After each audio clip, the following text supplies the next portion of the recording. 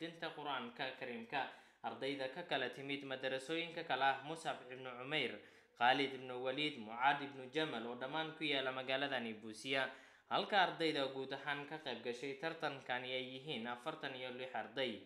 Sheekh Ibraahim Cabdullaahi oo ah nin oo ka mid ah dadka qabta tartamada dadka lagu muslimsiyo oona lagu fidiyo diinta Islaamka ayaa sidoo kale ka soo qayb galay xafladani, wuxuuna ugu baaqay Soomaalida iyo muslimiinta adduunka meel walba ay joogaan inay ku dadaalaan fidinta diinta Islaamka, asagoo tusaale ugu soo qaatay in ay jiraan dad fara badan oo soo muslimiyay oona hadda ay la socdaan dadkaasi uu kala dhashay dalalka kale ah Kenya, Uganda, Burundi, Rwanda iyo Botswana.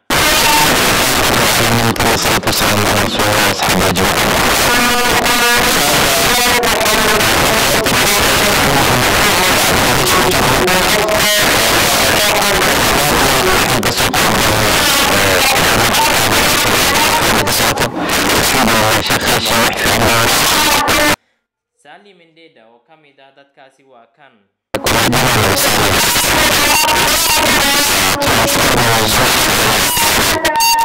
Ambaye ametuongoza katika hili na Uislamu, kwa sababu mbeleni tulikuwa sio Waislamu. Mwenyezi Mungu rehema zake akitujalia tukaingia katika Uislamu.